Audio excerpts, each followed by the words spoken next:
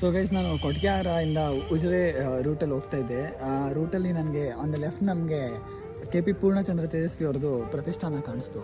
ನಂಗೆ ಅದು ಇಲ್ಲಿದೆ ಅಂತಲೇ ಗೊತ್ತಿರಲಿಲ್ಲ. It's a very nice place. ನೀವೇ ನೋಡಿ. ಲಕ್ಷಣವಂತ ಕೈಗೆ ಅಕ್ಷತೆ ಕೊಟ್ಟರೆ ಅತ್ಲಾಗಿ ನೋಡಿ ಬಾಯಿಗೆ ಹಾಕೊಂಡ್ಲಂತೆ. ನಾನಿವತ್ತು ನಿಮ್ಮನ್ನು ಕರ್ಕೊಂಡು ಹೋಗ್ತಾ ಇರೋದು KP ಪೂರ್ಣಚಂದ್ರ ತೇಜಸ್ವಿ ಅವರ ಲೋಕಕ್ಕೆ. ಕೋಣೆಯಲ್ಲಿ ಮಿನುಗುತ್ತಿದ್ದ ಕ್ಯಾಮ್ರಾಗಳು ಆ ಜುಗಾರಿ ಕ್ರಾಸ್ನ ಪ್ರತಿಯೊಂದು ಫ್ರೇಮ್ನನ್ನು ಕೂಗಿ ಕೂಗಿ ಹೇಳ್ತಾ ಇತ್ತು. ಸುಮ್ಮನೆ ನಿಂತಿರೋ ಈ ಸ್ಕೂಟರ್ ಇವಾಗ ಸ್ಟಾರ್ಟ್ ಮಾಡಿದ್ರು ಹೇಳ್ದೇ ಇರೋ ಅದೆಷ್ಟು ಕತೆ ಹೇಳುತ್ತೋ. ಇಲ್ಲಿರುವ ಪ್ರತಿಯೊಂದು ವಸ್ತು ಹೇಳ್ತಿದ್ದಿದ್ದು ಒಂದೇ: ಪ್ರಕೃತಿ ನಮ್ಮ ಬದುಕಿನ ಭಾಗವಲ್ಲ, ನಾವು ಪ್ರಕೃತಿಯ ಒಂದು ಭಾಗ ಅಷ್ಟೇ ಅಂತ. ಅವರೇ ಹೇಳ್ದಾಗೆ ಭಿನ್ನವಾಗಿ ಬರಿಬೇಕಾದ್ರೆ ಭಿನ್ನವಾಗಿ ಬದುಕಬೇಕಂತೆ. ಇದನ್ನೆಲ್ಲ ನೋಡ್ತಾ ಇದ್ರೆ KP ಅವರು ಎಷ್ಟು ಭಿನ್ನವಾಗಿ ಬದುಕಿದ್ರು, ಪ್ರಕೃತಿ ಮಡಿಲಲ್ಲಿ ಎಷ್ಟು ಜೀವಂತವಾಗಿದ್ರು ಅಂತ ತಿಳಿಸ್ಕೊಡತ್ತೆ. ಮಾತನಾಡದಿರುವ ಮೌನವು ಒಂದು ಮಾತಂತೆ.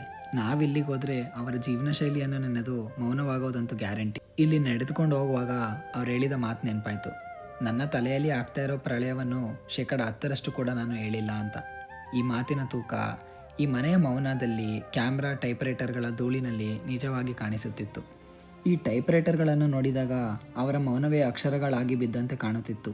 ಪ್ರತಿ ಕೀಲಿಯ ಹೊಡೆತದಲ್ಲಿ ಒಂದು ಕಾಡಿನ ಗಾಳಿ, ಒಂದು ಮಳೆ, ಒಂದು ನೆನಪು ಹುಟ್ಟಿದಂತಿತ್ತು. ಇದರ ಮೇಲೆಯೇ ಕೃಷ್ಣೇಗೌಡರ ಆನೆ, ಅಬಚೂರಿನ ಪೋಸ್ಟ್ ಆಫೀಸು ಅವರ ಹೃದಯದಿಂದ ಹೊರಬಂದವು ಅಂತ ಅನಿಸುತ್ತಿತ್ತು. ತೇಜಸ್ವಿ ಬರೀ ಬರಿತಾ ಇರಲಿಲ್ಲ, ಅವರು ಬದುಕನ್ನೇ ಟೈಪ್ ಮಾಡ್ತಾಯಿದ್ರು. ನಾನು ಸ್ಕೂಲಲ್ಲಿದ್ದಾಗ ಓದಿದ್ದ ಲೆಜೆಂಡ್ರಿ ಕತೆ ಕೃಷ್ಣೇಗೌಡರ ಆನೆ. ಅದು ಪ್ರಕೃತಿಯ ಸತ್ಯವನ್ನು ಸುಮ್ಮನೆ ಹೇಳೋ ಕತೆ. ಅದು ಮನುಷ್ಯ ಪ್ರಕೃತಿ ನಡುವಿನ ಹಳೆಯದ ನಂಟನ್ನು ತೇಜಸ್ವಿ ಕೇವಲ ಪುಟಗಳಲ್ಲಿ ಜೀವಂತ ಮಾಡಿದ ಕತೆ. ಅದು ಕಾಡಿನ ವಿದ್ಯಮಾನಗಳು ನಿಮಗೆ ತಿಳಿಯಬೇಕಾದರೆ ಸ್ತಬ್ಧವಾಗಿ ಕಲ್ಲಿನೊಡನೆ ಕಲ್ಲಾಗಿ ಕುಳಿತುಕೊಳ್ಳುವುದನ್ನು ನೀವು ಕಲಿಯಬೇಕು. ಇದೆಲ್ಲ ನಮ್ಮಲ್ಲಿರೋ KP ಅವ್ರ ಬುಕ್ಸು. ನಮ್ಮ ಅಮ್ಮನ ಥರ ಇರೋ ಎಷ್ಟೋ KP ಅಭಿಮಾನಿಗಳಿಗೆ ಈ ವಿಡಿಯೋನ ಡೆಡಿಕೇಟ್ ಮಾಡ್ತಾ ಇದ್ದೀನಿ. ವಿಡಿಯೋ ಇಷ್ಟ ಆಗಿದ್ರೆ ಫಾಲೋ ಮಾಡಿ.